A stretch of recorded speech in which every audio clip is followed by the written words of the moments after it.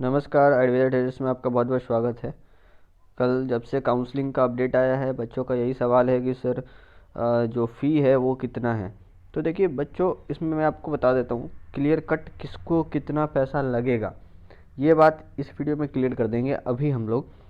तो देखिए, दो तरह के पैसे हैं जो आपके लगने वाले हैं। पहला, वो पैसा जो आपको फॉर्म भरने के लिए लगेगा, जो आप रजिस्ट्रेशन करेंगे वो लगेगा आपको। वो पैसा कभी भी वापस नहीं मिलता। दूसरा होता है सिक्योरिटी मनी, जो वापस मिलता है पर हमेशा नहीं।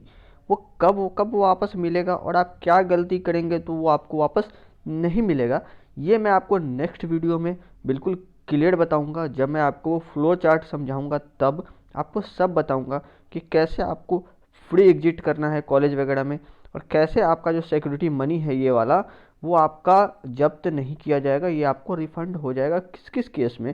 तो क्या गलती हो जाएगी आपसे, क्या आपको नहीं करना, ये जानने के लिए आप नेक्स्ट वीडियो ज़रूर देखेंगे। तो अगर आप चैनल पर नए हैं तो चैनल को सब्सक्राइब कर लीजिए और बेल आइकन को दबा लीजिए, कोई भी अपडेट छूटे ना आपका, सारे इन्फॉर्मेशन मैं आपको दूंगा। तो सबसे पहले देखिए क्या लिखा है, नॉन रिफंडेबल रजिस्ट्रेशन फ़ी, यानी कि ये आपको कभी भी रिफंड नहीं होगा। ये आपको 1,000 रुपये जो यहाँ पे बोला है वो है। और ये किस चीज़ के लिए, तो आपको बता दूं मैं, ये केवल गवर्नमेंट कॉलेज के लिए, गवर्नमेंट एडेड कॉलेज के लिए और सेंट्रल यूनिवर्सिटी और नेशनल इंस्टीट्यूट के लिए है।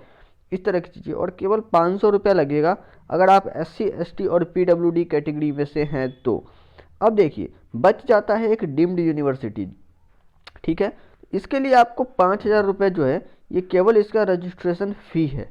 ये सभी फ़ी रजिस्ट्रेशन फ़ी थे। 1,000 रुपये आपको तब लगेगा जब आपको रजिस्ट्रेशन करना है, अगर आप UR कैटेगरी से हैं, EWS से हैं, OBC से हैं, ठीक है। अगर आप SC ST PWD हैं तो आपको 500 रुपया ही लगेगा रजिस्ट्रेशन करने में, और 5,000 रुपया लगेगा अगर आप डीम्ड यूनिवर्सिटी की भी काउंसलिंग करवाना चाहते हैं तो। अब देखिए बात करते हैं रिफंडेबल सिक्योरिटी मनी की, तो वो कितना कितना है। तो 10,000 रुपये आपको लगेगा, चाहे आप किसी भी कैटेगरी से बिलोंग करते हो। अगर आप ये गवर्नमेंट एडेड नेशनल इंस्टीट्यूट और सेंट्रल यूनिवर्सिटी जैसे के लिए आप कर रहे हैं तो आपको 10,000 रुपये सिक्योरिटी मनी लगेगा ही, किसी भी कैटेगरी से आप बिलोंग करते हैं। और अगर आपको मैं बता दूं, वही बात यहाँ लिखा है, SC ST PW के लिए भी 10,000 ही है। अब देखिए, आपको 50,000 रुपये लगेंगे अगर आपको ये डिम्ड यूनिवर्सिटी वाला है, जिसका 5,000 रजिस्ट्रेशन फ़ी था उसकी बात कर रहे हैं, तो 50,000 रुपये आपको लग जाएगा सिक्योरिटी मनी। अगर आपको ये फॉर्म भरना है डिम्ड यूनिवर्सिटी के लिए भी, आपको काउंसलिंग करवानी है, तो ये रहा 50,000। अब बात ये समझिए आपको क्या हो गया, करना क्या है।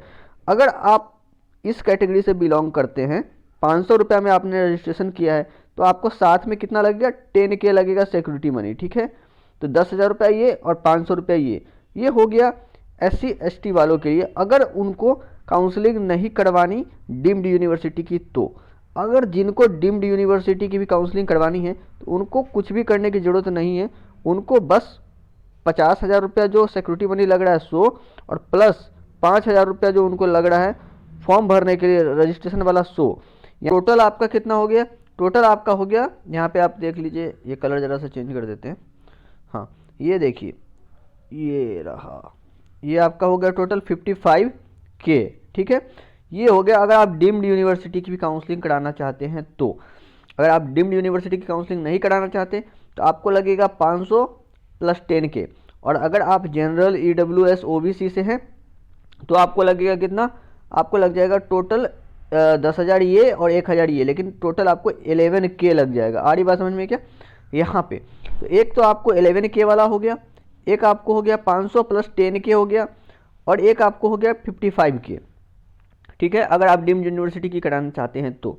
अब सवाल ये उठता है, जो डीम्ड यूनिवर्सिटी की कराना चाहते हैं, अगर वो 55,000 रुपये दे देते हैं तो क्या उनको इन सब पैसों को भी देना पड़ेगा? नहीं। अगर आप हायर वाला पैसा पे करते हैं, अगर आप 55,000 रुपये जमा करते हैं तो आपको ये पैसे दोबारा देने की ज़रूरत नहीं है। ऑल इंडिया कोटा के लिए जो गवर्नमेंट वाला है, गवर्नमेंट एडेड वाला, ये सब पैसे आपको देने की ज़रूरत नहीं है अगर आप ये देते हैं तो। और अगर आप ये नहीं देते हैं तो आप डीम्ड यूनिवर्सिटी की काउंसलिंग में पार्टिसिपेट ही नहीं कर रहे हैं। आपको केवल गवर्नमेंट से और गवर्नमेंट एडेड से और सेंट्रल यूनिवर्सिटी और नेशनल इंस्टीट्यूट से मतलब है। तो आपके लिए यही हो गया, 11,000 रुपया आपको लगेगा, क्योंकि 10,000 रुपया सिक्योरिटी मनी और 1,000 रुपया फॉर्म भरने का, और आपको 10,000 रुपया अगर आप SC ST PW से बिलोंग करते हैं तो आपको लगेगा सिक्योरिटी मनी, और केवल 500 रुपये आपको लग जाएगा यहाँ पे प्लस में 500 रुपये भी है, आपको लग जाएगा अगर आप SC ST कैटेगरी से बिलोंग करते हैं तो, और PWD से बिलोंग करते हैं तो। क्लियर हो रही बात?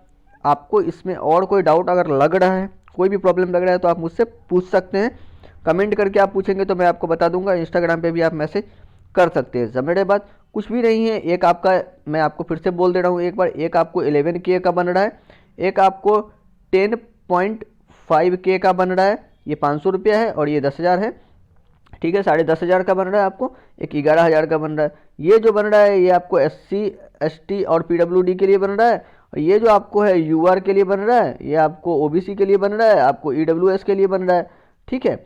और एक जो आपको बन रहा है वो बन रहा है डीम्ड यूनिवर्सिटी वालों का, उनका बन रहा है आपको 55,000 का, ठीक है। अगर आप 55,000 वाला भरते हैं तो आपको इसमें से कोई पैसा देने की ज़रूरत नहीं है, नीचे वाला। क्लियर हो गया वीडियो? और कोई डाउट होता है तो बिल्कुल पूछ लेंगे। धन्यवाद।